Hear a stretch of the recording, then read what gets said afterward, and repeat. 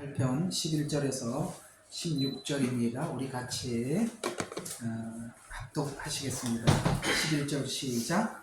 나의 사랑하는 사람들과 나의 친구들이 내 상처에서 멀리 떨어져 있으며 나는 친척들도 멀리 서 있나이다. 내 생명을 찾는 자들 역시 나를 위하여 올무를 놓고 나를 헤아리는 자는 악한 것들을 이야기하며 온종일 계략을 세우나 나는 귀먹은 자들 같이 듣지 아니하였고 나는 입을 열지 않는 벙어리같이 되었나이다.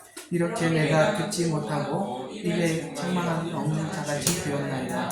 이는 오 주여 주 안에서 내가 희망을 가지며니 오 주 나의 하나님이여 주께서 들으시리이다. 이는 내가 말하기를 내게 들으소서. 그렇지 않으면 그들이 하여 기뻐할까 하니 내 발이 실족할 때 그들이 나를 대적하여 기고만장하리이다 하였음이니이다. 아멘.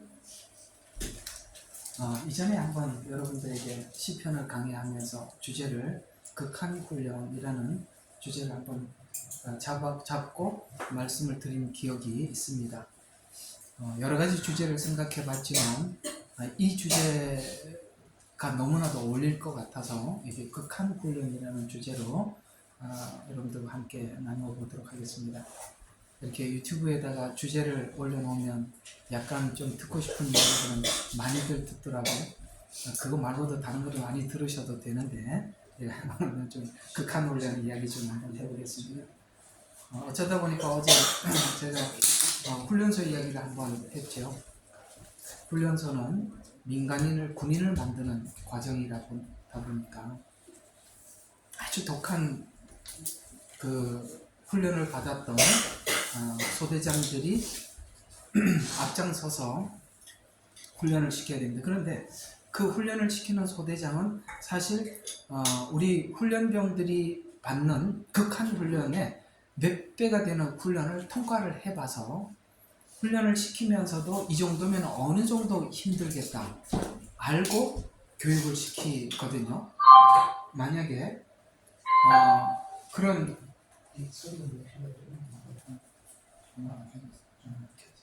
그래서 자기들은 이거보다 훨씬 힘든 훈련을 해봤기 때문에 훈련을 하고 있는 사람들이 지금 뭐 너무너무 힘들다고 그만 좀 여기서 그쳐달라고 막 소리를 질러도 아주 눈도 안 감적거립니다. 왜 그런가 했더니 한 10배 힘든 훈련을 받아봐서 이 정도면 사람들이 어느 정도 지쳐 있겠다라는 것을 알고 시키더라고요. 그래서 엄살 부리지 마 그러는데 너무 힘드는데 엄살 부리지 말래요. 근데 나중에 알고 보니까 그 정도 훈련을 했기 때문에 지금 이 상황도 충분히 사람마다 감당할 수 있기 때문에 하게 하시는구나 라는 것을 알게 되어서 더 이상 우리가 억지를 부릴 수가 없었습니다. 근데 감사한 것은 그 짧은 기간이지만 아주 그 강한 훈련을 하고 나니까 뭐가 바뀌어졌냐면 정말 군인이 돼 있더라고요. 민간인 때는 생각도 못했던 거 있죠. 예를 들어서 이렇게 갈 때 절도 있게 걷고 힘있게 대답하고 이거 민간인 때 생각도 못하는 건데 아주 목에 힘이 들어가 있고 자신감도 생기고 난 내가 이렇게 아주 극한 훈련을 받았다는 것을 제가 언제 한번 뼈저리게 느꼈냐면은 어떻게 하다 보니까 이 옛날 간증도 여러분들에게 도움이 될 것 같아서 합니다. 옛날 군대 얘기다. 하여튼 목사님께 군대 얘기하면서 설교 시간이 끝이 없겠네. 이래 생각하지 말고 굉장히 이거하고 너무 어울려서 좀 하는 이야기예요. 그래서 저는 이제 해군 출신이에요. 근데 부대 배치를 받았는데 제주 뒤에 함이라는 글자를 못 봤어요. 제주 이래서 난 제주도 발령 난 줄 알았어요. 그래서 난 어떻게 이게 제주도 가는구나 이래 생각했는데 알고 보니까 제주함이라는 거예요. 여기 천안함, 중주함 이렇게 지역 이름을 따거든요. 배를. 그래서 제주함을 타라는 거예요. 제주함을 타보니 이게 옛날에 여러분 그 인천 상륙작전을 했던 배인데 아주 배가 너무 낡았어요. 근데요 딱 이병 하나 달고 들어갔잖아요. 배에 가보니까 완전 쫄병인데 하필이면 그때 제가 이제 전두환 대통령일 때 제가 군대 생활을 했어요. 근데 이분이 마침 그때 제주도에 휴가를 왔어요. 근데 태풍주의보가 내렸는데, 태풍주의보가 내리면 모든 배들은 다 항구로 들어가는데 경비를 떼야 된다는 거야. 이게 군함이니까 들어갈 수가 없었어요. 저는 처음에 배를 타는데 파도가 5m 되는, 그런데 이 배가요 물속에 잠수함이 잠기듯이 잠겨요. 그리고 올라가면 배 밑창이 보일 정도로 올라가니까, 이게 한번 여러분 점핑이, 여러분 그 어린이 대공원에 가면 이거 있잖아요. 그거는 뺨쳐요. 이게 이것만 아니라 좌우로, 앞뒤 좌우, 야 사람, 이건 뭐 롤러코스터, 야 그런 거 없을 거예요. 근데 처음 배를 타면 멀미가 너무 심하잖아요. 근데요 멀미가 안 나더라고요. 물론 제가 멀미가 없기도 해요. 감기가 그때 엄청 걸렸는데 하나도 안 아파요. 그때 내가 왜 안 아프지 생각을 해보니까 군기가 너무 들어있는 거야. 근데 그걸 보내고 나니까 군인이 되어 있더라고요. 여러분 있잖아요, 우리가 예수 믿는다는 것이 그냥 어줍잖게 생각해서는 안 되는 것입니다. 이런 게 있어요. 우리가 과거에 살았던 삶의 그 지저분한 방식들이 있단 말이에요. 해결해야 될 죄들이 있어요. 그걸 어중간하게 해결하고 들어온다는 거, 하나님은 거룩하고 흠없게 하시려고 들어왔다면 하나님의 훈련은 아주 건강합니다. 여기 시편, 제가 이 38편에 오래 머물러 있는 이유도 그겁니다. 이게 얼마나 강력한 훈련인지 몰라요. 그래서 교관들은 아주 인정사정이 없어요. 하나님도 그렇습니다. 저는 예수님을 믿고, 전들 완전히 예수 안 믿는 가정에서 살았던 그 때 묻은 거 있잖아요. 정말 대충 넘어가고 뭐 그냥 하여튼 큰 게 있잖아요. 어떤 나한테 유행만 되면 뭐 그냥 대충 이렇게 하고 사람들 그렇게 살잖아요. 아시죠? 그 어떻게 낱낱이 설명을 다 하겠습니까?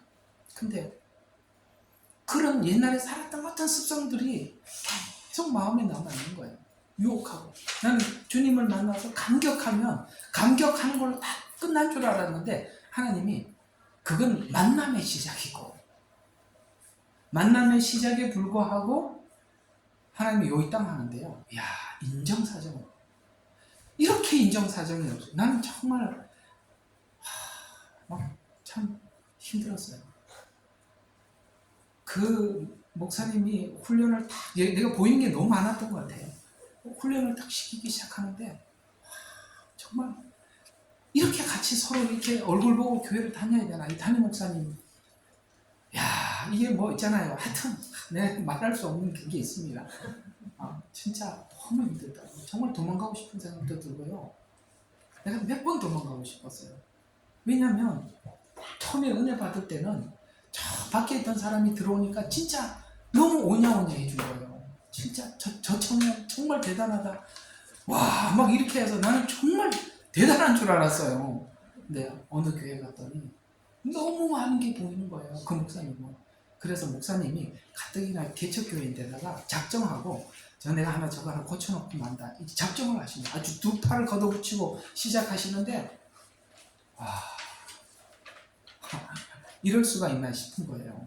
그런데 보니까 나중에는 너무너무 이게 받아들여지가, 내가 그럴 정도로 문제가 있나 생각을 했는데 받아들여지지가 않았는데, 어느 날 생각해 보니까 맞더라고요. 전 지금도 그분이 참 고맙습니다. 그때는 너무 괴로웠지만 사실 필요했던 시간이에요. 누가 어디 가서 오냐오냐 했더라면, 우리 옛날에도 그런 말이 있잖아요. 애들 철딱선이 없을 때 오냐오냐 했더니 할아버지 수염 뽑아가면서 웃는다고. 좀 옛날에 들었던 얘기, 할아버지 손자가 수염 쑥쑥 뽑아. 그런 어떤 얘기를 하는 것처럼, 우리 신앙인들이 훈련을 받을 때 훈련을 받지 않고 지나가 버리면 진짜 몹쓸 인간이 되는 겁니다.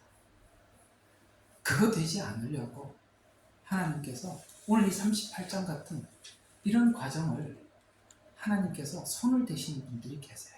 그분들은 축복된 분들이고, 이런 것도 없이 그냥 형편없는데도 하나님께서 그냥 내버려 두면 진짜 생각해 봐야 합니다. 내가 정말 주님을 만났는지.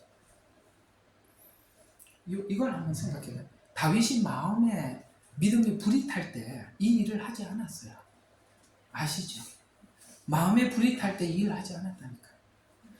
여러분, 다윗에게는 어떤 약점이 있냐면 아버지한테도 항상 이 자식 같은 자식도, 그러니까 자식이지만 자식 같지 않은 자식이었어요. 아시죠? 예, 골리앗 앞에 있을 때 데리고 왔는데 다윗은 아버지가 생각도 안 했습니다. 그러다 그런 자가 어떻게 됐냐면 골리앗을 물리치고 난 뒤에 갑자기 높아져 버렸어요. 사울이 죽인 자는 천천히요, 다윗이 죽인 자는 만만이라. 여러분, 이 괴리를 이해하시겠어요? 옛날에는 참 밑바닥에 사람 인간 이하 취급을 받다가 어느 날 갑자기 하나님이 확 높여놓으니까, 여러분, 기고만장한 이걸 하나님이 오늘 38장처럼 다루지 않으면 그 어떻게 바뀌겠습니까? 저는 가끔씩 이런 생각을 해봐요. 하나님, 우리가 주일날 예배 마치고 밥만 먹고 헤어져서 감사합니다. 수요일날 잠깐 보고 가서 감사합니다. 우리가 함께 산다면 이거 내가 어떻게 묵혀하나 싶어요. 정말 이해하세요? 산다는 게 얼마나 힘든지 모릅니다. 산다는 것은 왜 부부가 왜 그렇게 평생을 싸웁니까? 산다는 게 힘든 거예요. 잠깐 보고 헤어지는 거야. 밥 먹고 웃으면서 헤어지는 말. 좋은 이야기 하다가 흩어지는 거. 그거 누군들 못하겠어요. 그러나 일을 하기 시작하고 함께 살기 시작하면 부딪히는 거거든요. 그때 진상이 다 드러나는 거예요. 아무리 숨겨도 소용없어요. 선보러 갈 때 화장하고 예쁜 옷 입고 예쁜 말씨 쓰고요. 남자들 앞에서 매너 있게 하고 결혼해보세요. 저 사람 만나십시오. 언제 그랬나 싶죠. 전혀 다른 겁니다. 그래서 오랫동안 이혼하지 않고 사는 것도 참 대단한 겁니다. 사람들이 그런 거예요. 근데요, 그걸 하나님께서, 자, 이 성경 구절을 하나 보고 지나가야 돼요. 어디를 보셔야 되면 소망이 주께 있나이다.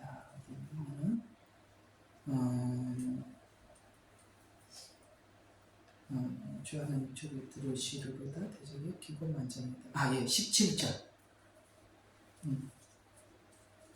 17절로 하나님이 소망이 주께 있나이다라는 말씀이 있는데, 병머리가 되어나이다 이렇게 듣지 아니하고 천년받으자 이렇게 말하면서,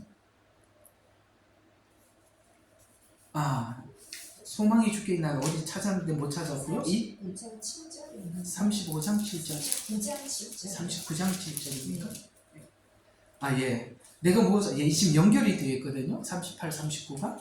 그래서 7절에 보니까 이제 내가 무엇을 기다리겠나이까까지 가야 되고요. 그 다음에 나의 소망은 주께 있나이다까지 가야 되는 겁니다. 내가 뭘 또 바라보겠습니까? 소망은 주님밖에 없습니다. 까지 가야 되는 거예요. 이해가 가세요? 예. 그거 하자는 겁니다.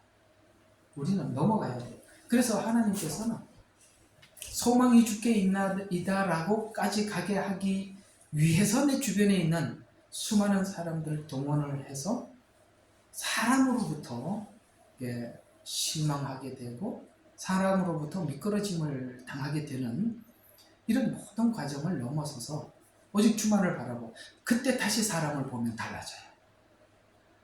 여러분, 이렇게 도망가라는 얘기가 아니에요. 인간 쓰레기야, 하나님은 최고야, 이렇게 가라는 얘기가 아니에요.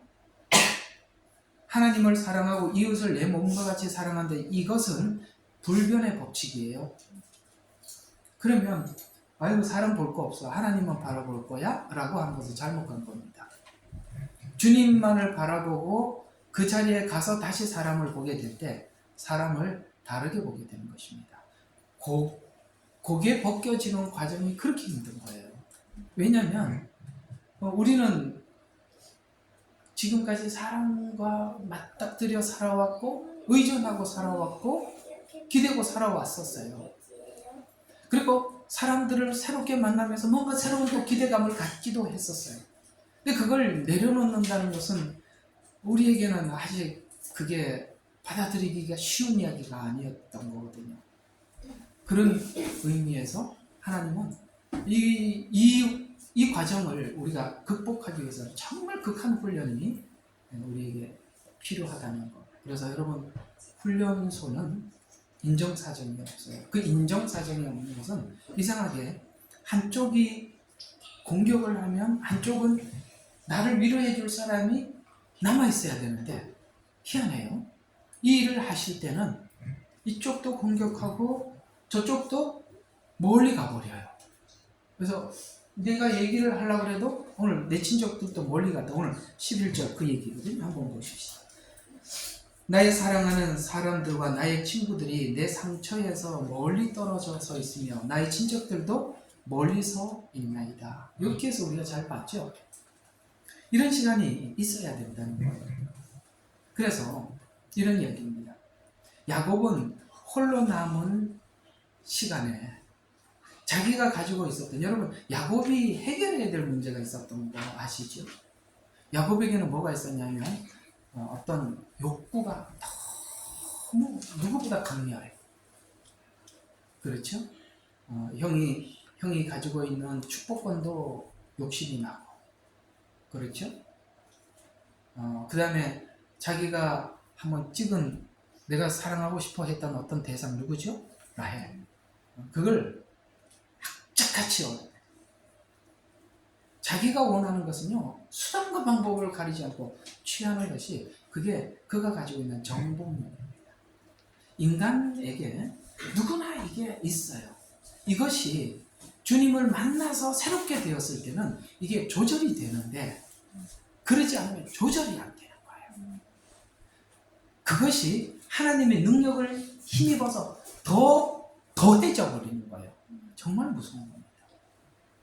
하나님께서 그걸 만들 거 없죠. 여러분, 내가 이제 야곱 이야기 중에서 여러분 형을 만나러 가을 때 야곱이 어떤 행동을 했는지 아세요? 땅바닥을 기면서 갔습니다. 야곱이 그 할 성격이라고 생각하십니까? 딱 한마디로 어느 정도 경냐면 땅바닥에 코가 문질러질 정도로, 거기 가서 형 보고 뭐라고 그러는지 혹시 아세요? 내 주여. 아니 형이지 무슨 주예요. 하나님께서 진짜 앞으로도 나갈 수 없고 뒤로도 나갈 수 없는 상태에 딱 만들어 놓은 거예요. 거기서 야곱이 항복하는 자리예요.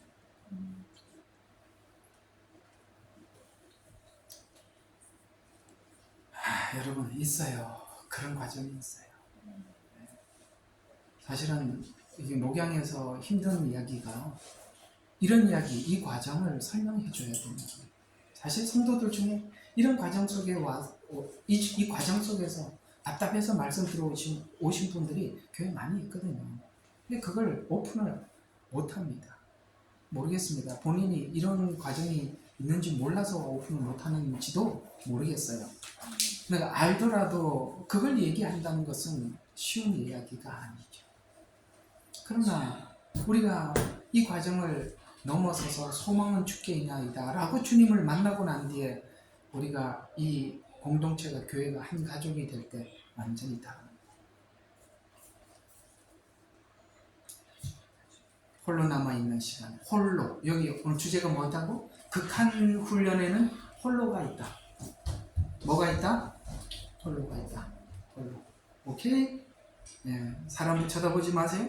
기대하지 마세요. 그래서 여기 홀로 남은 시간이 뭘 했어요? 다윗은 죄를 지은 자신을, 다윗은 또 홀로 남아서 뭐 했습니까? 자신이 지은 죄를 침상에서 뭐 할 정도로, 침상이 뜰 정도로 회개하는. 오늘 야곱은 그 형 앞에서 그렇게 기어가서 내 주여 이렇게 이야기하는. 오늘 다윗은 어떻게 했습니까? 침상에서 눈물을 흘려서 마치 그 침대가 둥둥 뜰 만큼 고통스러운 그 홀로의 시간들, 그게 극한 훈련이라. 훈련은 냉정해요. 그러나 옆에서 사정을 알아주고 들어주던 사람들처럼 돌변하더라. 그게 11절이에요. 사랑하는 사람들, 친척과 친구들이 내 상처에서 멀리 떨어져 있는 시간도 있어요. 하나님께서 훈련시켜 나가는 시간에는 나를 이해해 줄 만하고 위로해 줄 만한 자들은 내 고통을 모를 뿐만 아니라 고통 중에 고통을 들어주는 자가 아니라 고통을 주는 자로 바뀌는 거예요. 도구가 되더라는 거예요. 위로의 도구가 아니라 고통의 도구로 돌변을 하더라는 거예요. 그러니까 이런 게 있어요. 요즘은 시편을 했더니 다들 여러분 힘들죠?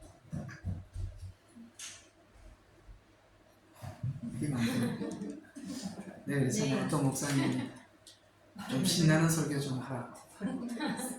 그래야 교인들이 신날 텐데 맨날 그냥 이런 이야기를 하니 꼭 교회 분위기가 설교 따라 하더라고요. 근데 시편을 계속 강의하는 교회는 많지 않은 거예요. 근데 어차피 훈련소는 지나가야 하지 않겠어요? 우리가 세상 사람도 아니고 그리스도인도 아닌 어중간한 그런 상태로 계속 살 수는 없지 않겠어요? 어차피 당금질을 하려면 불속에 한번 들어갔다 나와야 되지 않겠습니까? 합시다. 옛날에 했는데도 또 하라 그러니까 계속 해야죠. 어떡하겠습니까? 언제 끝날려나. 그러다 보니까 우리가 자꾸 그런 생각을 하는 거예요. 주님 왔으면 좋겠다. 이대로 저를 좀 하산하게 해주시죠. 뭐 이런 생각도 들고 별 생각이 다 드는 건데, 그다음에 우리가 살아있는 동안 하나님께서 하시겠답니다. 그래서 하나님 이렇게 바꿔놓는 시간입니다. 이 말은 자기 연민에 관한 이야기. 오늘 이런 이야기들이 여러분 다르게 접목시키지 말라는 거예요. 그래, 내가 슬프지, 내가 그렇지, 처량하지, 이렇게 자기 연민으로 가면 안 돼요. 그러면 제가 아무 설교하는 의미가 없어요. 냉철하게 자기와 자기 자신 사이에서 가야 돼. 아이고 난 누구 때문에 요즘 그런데, 아이고 그렇지, 맞네. 자기 위로하지 말고 자기 거울로 삼으라, 이런 이야기입니다. 그래서 육적이고 정신적이고 영적 고독의 시간을 보냈다고 합니다. 세상에서 고독함은 영적 부요함을 향해 가는 길이에요. 저는 고등부 교사 청년 때 할 때 모세 이야기를 아이들에게 계속 하도록 공과가 나왔어요. 그 아이들에게 모세 이야기를 가르쳐 주면서 진짜 많은 생각을 해봤어요. 그때 모세 이야기를 공부하다가 어떤 생각이 나냐면 40년 동안 40세 때부터 80세 때까지 모세가 과연 광야에서 어떤 시간을 보냈나, 참 그게 많이 연상이 되더라고요. 그래서 이런 생각이 듭니다. 모세가 여러분 대화할 사람이 있어요? 뭐가 있어요? 아무도 없잖아요. 그 맨날 눈 뜨면 양떼들이 기다리고 앉아있고, 그죠? 뭐 얘기하면 어메 이러고 말고, 누가 대화할 사람이 있어야죠. 거기다가 지팡이 하나 들고 이리 왔다 저리 갔다가 나중에는요 진짜 자기가 누군지도 몰라. 그럴 정도로 완전히 딴 사람이. 모세를 불렀을 때 모세야 그랬을 때 누굽니까? 이렇게 내가 누구간데? 여러분 이렇게 완전히 모세는 자기가 누군지 아예 없어진 이런 상태에서 하나님은 만나 주셨고, 그래서 자기가 없어진 상태에서 애굽에서 이스라엘 백성들을 데리고 나올 수 있었고, 자기가 없었기 때문에 이스라엘 백성들을 가나안 땅 앞에까지 데리고 올 수 있었어요. 자기가 있으면 못했단 일이에요. 왜? 자기가 자꾸 불쑥불쑥 올라오는데 어떻게 그 일을 할 수가 있겠어요? 자기가 올라오는데. 제일 무서운 게 누구라고? 자기예요. 진짜 최고의 적은 자기예요.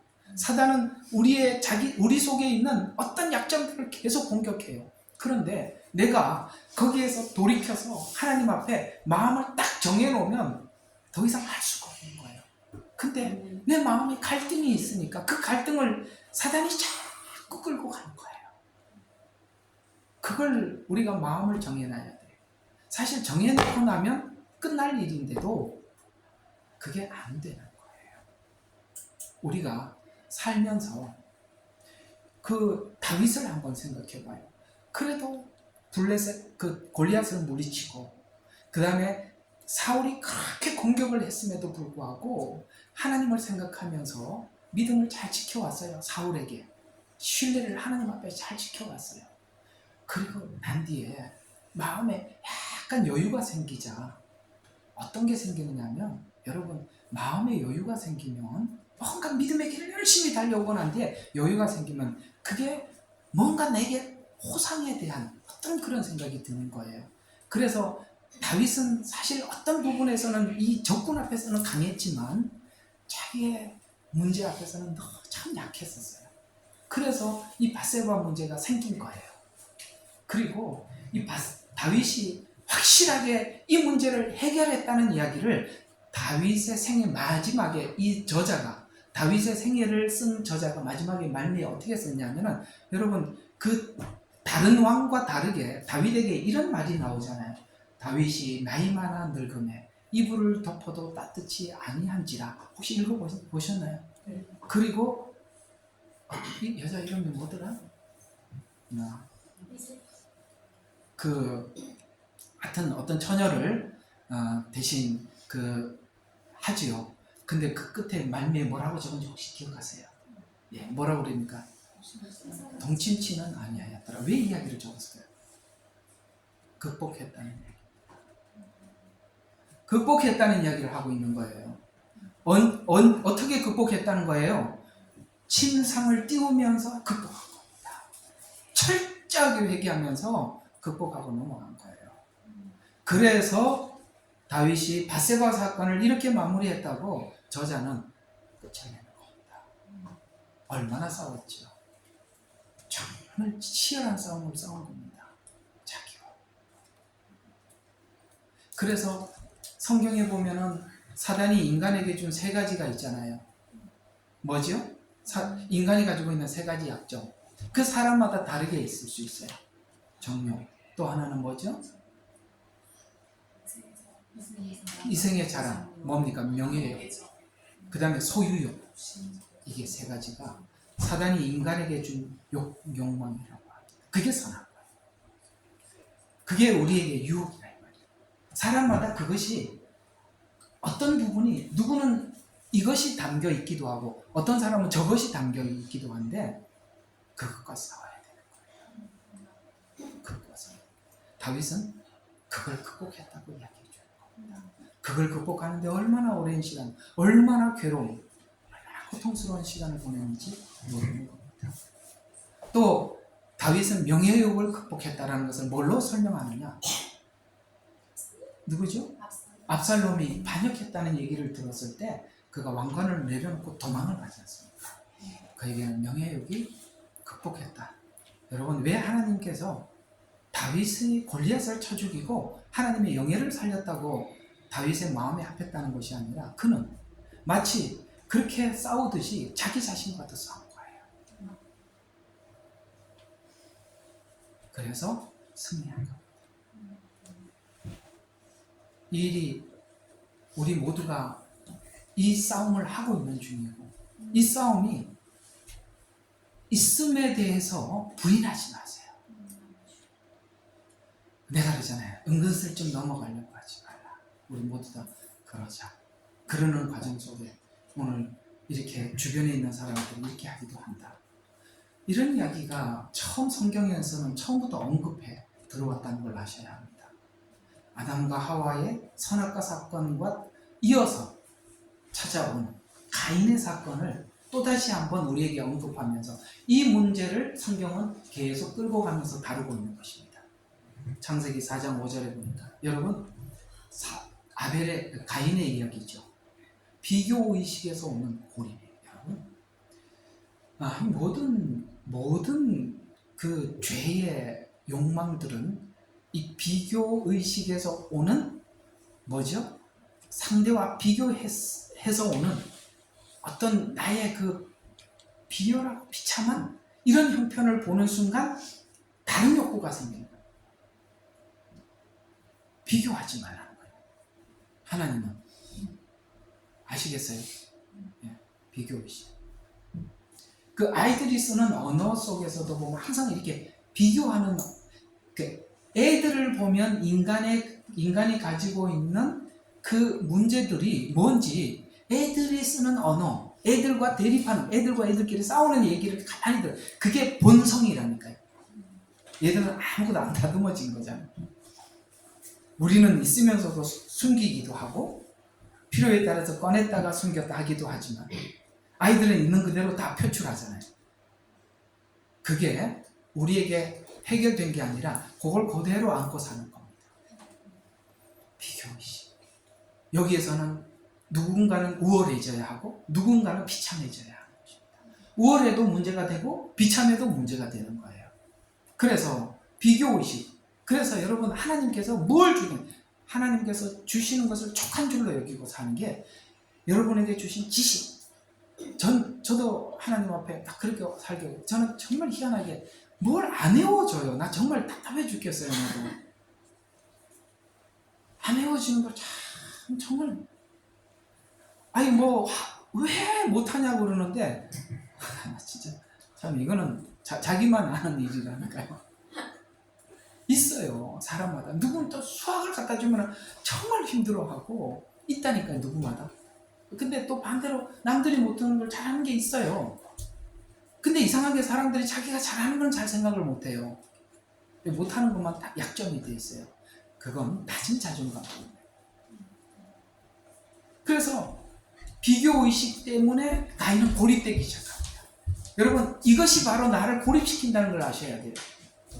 그래서 창세기 4장 5절과 6절에 보면은 고립된 자신에 대한 자기 한탄과 격노 아시겠습니까? 비교의식이 나로 하여금 어떻게 참 낮은 자존감을 하게 만들고 그것이 작은 일에도 이게 빨리빨리 이렇게 격노하는 거예요. 팍팍 반응으로 나옵니다. 그래서 그걸 가지고 뭐라고 이야기하냐면 고립되어서 이게 바로 이제 외로움과 고독인데 이것이 바로 네 속에 있는 죄 때문이다라고 하나님 지적해 주는 거예요. 이게 남의 문제가 아니야. 이게 네 속에 있는 죄 문제라고 하나님은 분명히 얘기를 해주는데 그걸 사람들이 잘 못 받아들이는 거예요. 그리스도인들은 이걸 받아들인 사람들이에요. 세상 사람들은 이걸 못 받아들여요. 근데 우리는 받아들였어요. 그래서 하나님 뭐라고 이야기하냐면 다스리라고 이야기해요. 다스려야 돼요. 근데 여러분 예수 없이는 이게 안 다스려지는 거거든요. 여기서 이 가인이 표는 뭐를 의미하느냐면 여러분 표는 뭐를 의미하느냐 하는 약속을 의미하는 것입니다. 너 두려워하지 마라. 너를 사람들이 해치지는 않을 것이다 라는 약속이에요. 그러나 너는 다스리라는 거야. 너는 너 자신하고 싸워. 남들이 너에게 그렇게 하더라도 넌 너를 다스리라. 이렇게 하고 있습니다. 그래서 이 표를 받아서 두려움으로부터 해방시키려고 했어요.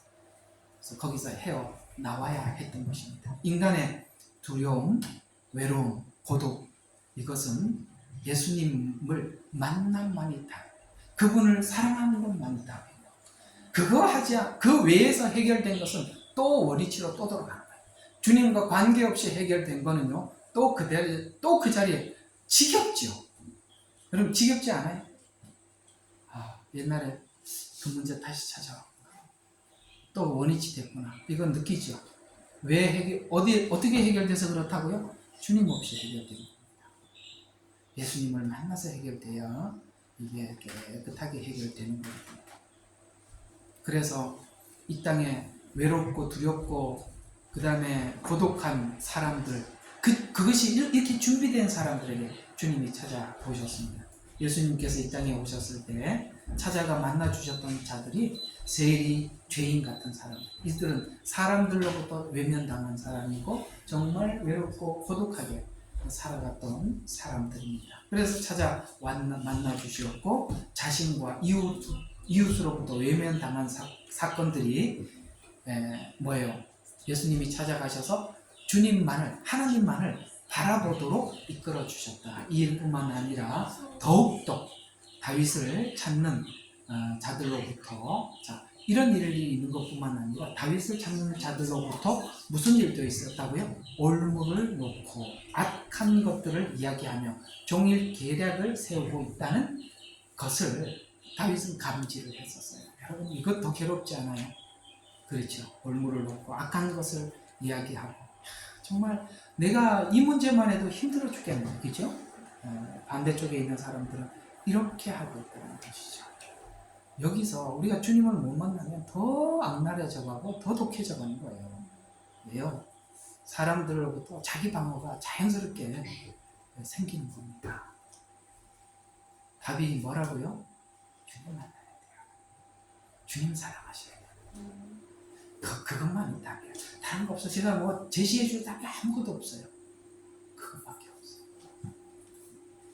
그래서 이들은 다윗의 생명을 노리는 자들이었고 자신을 사랑하는 이들로부터 외로움과 고독, 원수들로부터는 공격을 이런 상태를 이해해야 하는 것입니다. 이런 상태까지 하나님이 극한 훈련을 시키더라는 거예요. 그래서 믿음이 되는 과정에 정말 진퇴양난 상태에 들어갔다는 것을 우리는 이해해야 합니다. 그래서 다윗은 이제 하나님 앞에 어떻게 하기로 했느냐. 이게 바로 자기가 이런 모든 문제가 싸워야 할 문제가 아니라 자기의 문제라는 것을 인식했을 때 나타나는 증상이 입을 듣지 않고 그런 이야기들에 대해서 여러분 그 얘기가 옆에서 하고 있는데 어떻게 안 들리겠어요? 그러면 안 듣기로 한 거예요. 알았어요? 만약에 그게 들리면 어떻게 하겠어요? 네, 그러면 반응이 확 나타나겠죠. 그런데 들리지만 듣지 않기로 하고. 왜? 이 문제가 내 문제예요.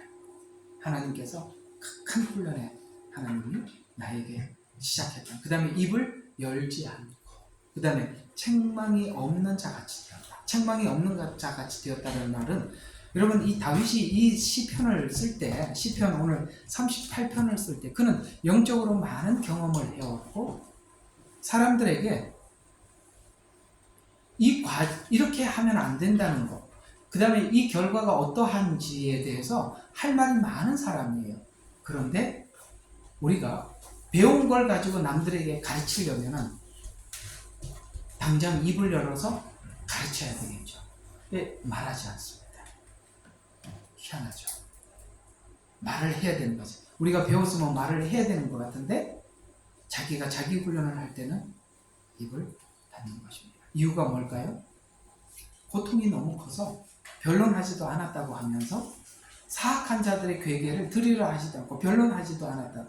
그래서 이 이야기를 미완료형으로 해서 한 번 그런 게 아니라 계속 했다는 이야기예요. 왜냐하면 왜 그렇게 했냐면 이 모든 문제가 자신의 죄로부터 시작되는 것다는 것을 알 때 그게 가능해진다. 이게 남들을 막 뭐라고 야단치다 보면 우리가 뭘 느끼냐면 그래 저 문제는 나한테도 있는 건데 라는 생각이 들죠. 근데 그걸 주님을 만나고 난 뒤에 이 문제를 해결하고 나면 우리가 남들을 가르치지 않는 너희가 마땅히 선생이 될 터인데 라고 했습니다. 우리가 다른 사람들 가르칠 때가 와요. 그런데 이것을 주님을 만나서 극복한 사람들은요 진짜 쓰는 말들이 부정적이지 않습니다. 아시겠어요? 부정적이지 않아요.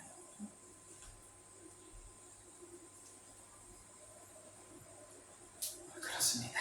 부정적이지 않다는 것은 이 잠언서에 보면 경우에 합당한 말을 정확한 말을 많이 한 게 아니라 정말 중요하고 필요한 말을 그 자리에 정말 귀하게 한마디 던져줄 줄 알아요. 정리해서 말을 쭉 펼쳐서 하는 게 아니라 저도 그렇게 하고 싶다는 얘기입니다.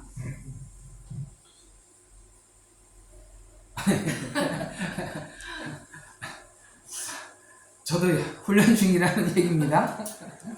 네. 자, 이렇게 함으로써 자신의 죄의 문제가 해결될 것이며 앞으로도 죄된 자들을 정죄하지 않고, 아시겠어요? 뭔가 이렇게 지적하고 정죄하지 않고 죄의 문제를 해결하기까지 도움을 주는 자로 살겠다는 의지를 고백하는 것입니다. 죄를 감지하고 죄의 해결을 위한 고통을 받고, 그 다음에 죄를 용서받은 자의 자유, 이 세 가지 과정, 감지하고, 그 감지한 죄와 싸워 이긴 어떤 뭡니까? 그 고통을 감내하고 회개의 그 처절한 아픔의 과정을 지나 하나님께서 주신 그 자유가 뭔지 알 때, 그때 우리는 하나님의 말을 전하는, 그때는 아마 그에게 지적을 할 때도 정말 멋지게 아름다운 말로 지적을 할 것이고, 그렇죠? 그게 소망도 멋진 이야기로 정말 압축해서 쉽게 던져줄 를 만들 줄 알아요. 우리가 다스려지지 않는 사람과 자기를 다스리는 사람들은 차이는 언어에서 나오는 거예요. 어떻게 나오느냐? 자기를 다스리지 못하는 사람들의 언어는 반사적으로 나와요. 들으면 즉시 나와요. 다스릴 줄 아는 사람은 그 모든 것을 쭉 정리하고 조합해서 지금 시간도 시기도 단어도 말도 정리해서 할 줄 안다 이 말입니다.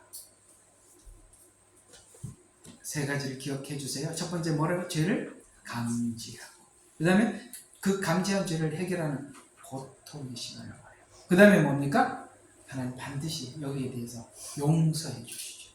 그 용서에 대한 자유, 이 과정을 넘어야 타인을 정죄하는 자로 살지 않고 용서하고 이해하고 다른 사람들 위해서 기다려주는 자로 사는 것입니다. 기다려주는 자. 사랑은 그래서 첫 번째 뭐라고 이야기했었죠? 그래서 사랑의 첫 마디가 오래 참고 있는 거예요. 이제 아시겠죠? 이게 막 나는 정말 사랑은 오래 참고 있게 나와서 너무 이게 사랑장이 아닌갑다 이런 생각이 있습니다. 네, 사랑이 왜 가장 먼저 오래 참고라는 말로 설명을 하는지 알만해요. 자, 정리하면 극한 훈련의 시작은 모두 다 돌아서는, 이것이 훈련의 시작이다. 오케이?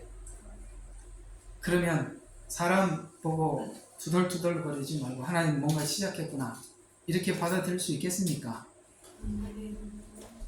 다시 설명해야 돼. 아멘 안 하고 돌아서는 거는 시작이다. 받아들일 수 있겠습니까?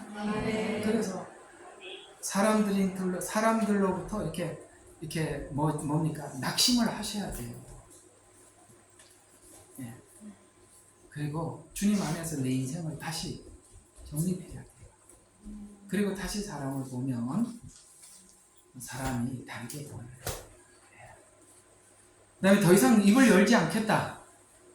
그거는 뭐라고? 자신을 돌아보는 중이다. 맞죠? 그랬더군.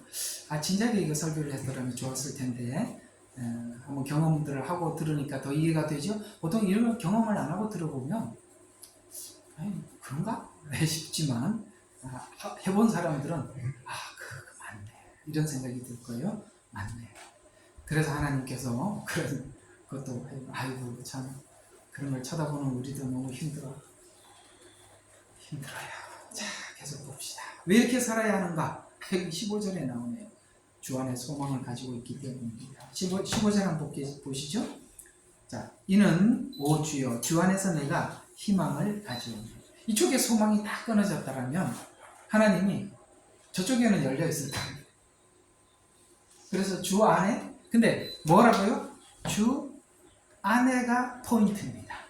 그래서 주하고 소망 이렇게 보지 말고, 희망이라고 얘기하고 있지만 주, 소망 이렇게 보는 게 아니라 주 안에가 포인트라고요. 안에가. 그래서 성경에서 신약에 계속 뭐라고 얘기했습니다. 그리스도 예수 안에서, 그리스도 예수 안에서, 이런 말들을 끊임없이 반복합니다. 하나님께서 그리스도 안에서 너희들을 회복하고 그리스도 안에서 뭐 하기로 작정하셨으니 그리스도 안에서 하려 하시니라. 그리스도 안에서 하시니 이렇게 얘기하는 거예요. 이제 아시겠습니까? 예수님 없이 우리가 기도해서 잠시 응답을 받아서 넘어갈 수는 있어요. 그러나 그것도 예수 없이 넘어가면 다 도루묵입니다. 아셨어요? 말씀도 마찬가지고 기도도 우리가 그리스도와 연합하고 사랑이라는 것은 계시로 될 수 있는 게 아니에요. 아닌가요? 맞지요? 여러분, 기도라는 계시, 말씀이라는 계시로 사랑이라는 관계가 형성될 수 있는 것은 아니에요. 그건 사랑이라는 관계를 형성하게 하기 위해서 도움을 줄 수는 있어요. 그러나 관계는 서로가 바라볼 수 있어야 하고 서로가 느낄 수 있어야 되고 교감할 수 있어야 되고 수용할 수 있어야 되는 거예요. 사랑이란 다른 겁니다. 아시겠어요? 여러분, 나는 어떤 분들은 말씀을 붙잡고 가기도 할 겁니다.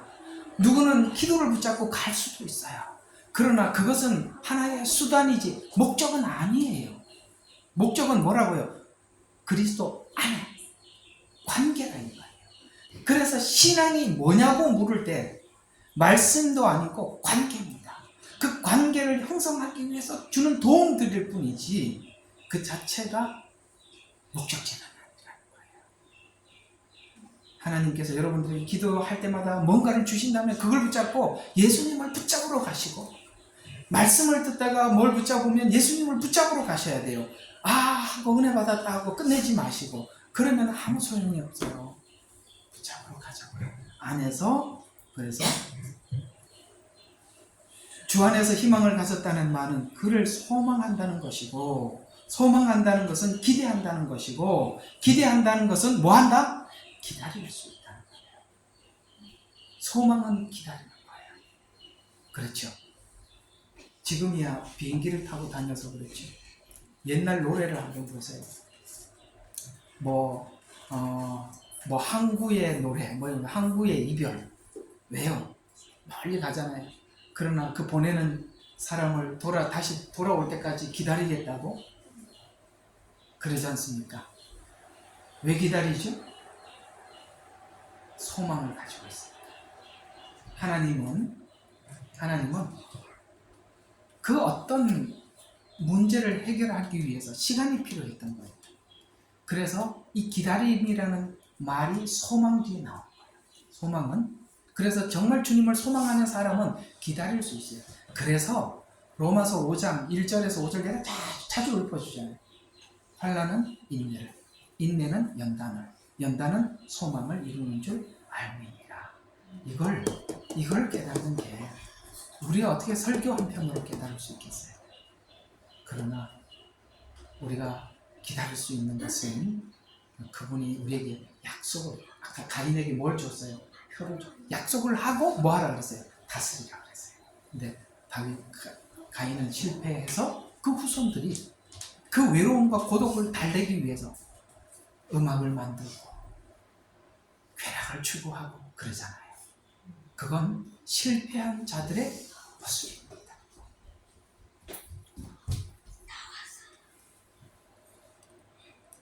16절까지 보도록 하겠습니다. 그래. 우리가 왜 그 소망의 주님을 기다릴 수 있는가? 자, 이거는 한번 볼 필요가 있어요. 로마서 5장 1절에서 5절까지 소망은 인내를, 인내는 소망을, 연단을 이렇게 쭉 하다가 그 왜 기다릴 수 있는지 그 근거를 너희들이 이렇기 때문에 기다릴 수 있다라고 표현하고 있는 로마서 5장 6절과 8절은 이렇게 말씀하고 있습니다. 5장 6절에서 8절. 자, 우리가 아직 연약하였을 때 그리스도께서 때가 되어 경건치 아니한 자들을 위해서 죽으셨느니라. 아이고, 내가 알지도 못하는 그 시기에 나가 죄인인 줄도 모르고 나는 영원한 사망 아래에 있는 줄도 모르고 있을 때 하나님이 뭘 미리 해주셨더라? 아들을 십자가에 매달아 우리를 구원하셨더라. 이 이야기를 합니다. 야, 내가 알지도 못했을 때 하나님께서 구원을 다 하시고 나에게 찾아와 주셨다면, 그럴 정도라면, 죽어서 나를 구원할 정도라면 아마도 이 문제도 하나님은 죽어서라도 내 문제를 해결해 주실 것이다. 아시겠어요? 앞에 구원, 뒤에 성화. 그건 하나님이 생명을 걸고 하는 것이다. 생명을 걸고 하는 것이다. 이런 얘기가 되는 것이고, 7절, 의인을 위하여 죽으려는 사람이 거의 없고 선한 사람들을 위하여 죽음을 무릅쓰는 사람이, 이건 뭐 세상에 있는 의인들이죠. 뭐 어떤 사람이 물에 빠져가는데 5명을 건지고 그는 그런 사람은 뭐라고 그러셨죠? 예, 살신성인을 했다. 그러면 와 대단하다 이렇게 생각하죠. 그런 사람은 간혹 있대요. 그거보다 더한 게 뭐라고요? 죄인을 위해서 죽은 예수님. 그 얘기를 하는 겁니다. 그러니까 세상의 살신성인보다 훨씬 더 예수님 십자가의 죽음이 크다. 그 얘기를 하고 있는 것입니다. 자기가 죽어서 남을 살린 정도의 살신성인보다 더한 예수님이 나에게 이 일을 하고 있다면, 성화를 위해서, 이게 5장 1절과 5절은 성화거든요. 이걸 하시기로 작정했다면 우리 빨리 손들고 가는 게 낫죠. 극한 훈련을 할 때 소대장이 가자 그러면 투덜거리지 말고 앞에서 뛰는 게 나을 겁니다. 그 얘기잖아요. 8절에 보면 우리가 아직 죄인 되었을 때 그리스도께서 우리를 위하여 죽으심으로써 하나님께서 우리를 향한 그의 사랑을 나타내셨다. 그러므로 이제 그의 피로 의롭게 되었으니, 여기 더욱더, 여기 포인트, 더욱더 하나님이 의롭게 되는 걸로 끝나는 게 아니라 더욱더가 남아있다 이거예요. 그래서 우리가 그를 통하여 진노로부터 구원받게 되리라 라고 그 이야기를 쭉, 우리가 원수 되었을 때 우리를 위해서 죽으셨다라는 이런 근거를 제시함으로써 하나님이 너를 사랑하는 것에 대해서 이 세상에 누구도 따라올 수 없는 사랑을 했고, 거기에 대해서 조금도 의심하지 마라 라고 하면서 우리에게 그 일을 계속 해나갈 것을 권유하고 있습니다. 그래서 오늘 16절까지 보면 다윗이 하나님을 신뢰하여 기다리는 또 다른 이유는, 다윗이 믿음을 가지고 하나님을 바라보고 있다는 것을 누가 알고 있냐면 원수가 계속 공격을 하는데 다윗이 지금 하나님을 바라보고 있다는 것을 원수가 보고 있는 거예요. 여러분, 제일 힘든 게 원수가, 이런 사람들은 뭘 할 수가 없는 거예요.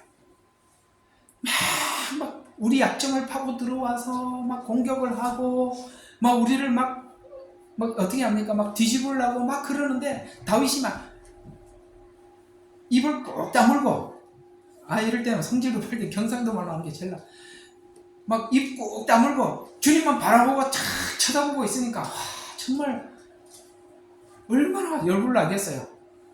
그 얘기잖아요. 그래서 지금 다윗이 무슨 생각을 하느냐면, 내가 만약에 넘어지면 누가 자 이쪽으로 빨리 넘어. 다시 이게 성경 구조를 봐야 확실하니까. 자, 시편 38편 7절. 자, 이야기가 무슨 이야기인지 한번 봅시다. 저기 몇 절이죠?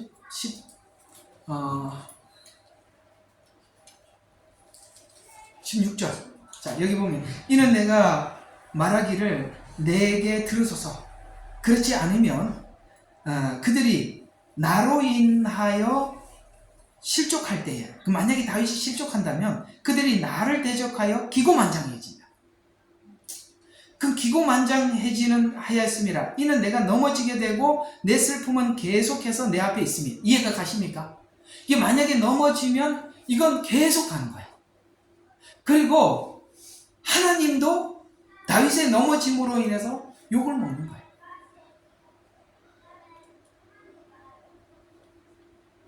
그러니까 이런 걸 생각해 보면, 야, 이거 미룰 일도 아니고 선택사항도 아니구나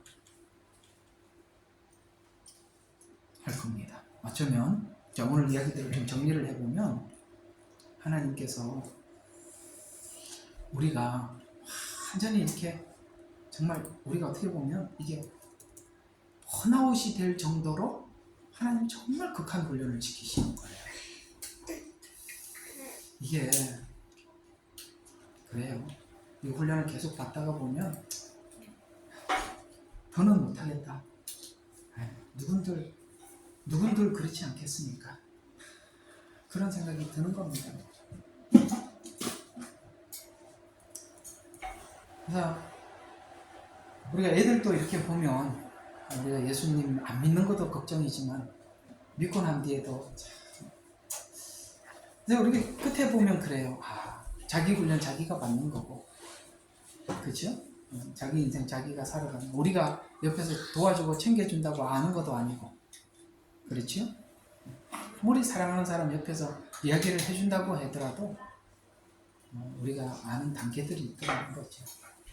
이런 훈련이 있어서 어쨌든 제가 여러분들과 함께 시편을 쭉 하고 있는 과정 속에 아마도 여러분 개개인이 모르겠습니다. 이런 형편들을 나름 가지고 있으리라 생각을 합니다만 하필 제가 또 38편을 하고 있어서 여러분들에게 답이 되시리라 여겨집니다. 그러니 일어나 걸읍시다. 기도합시다.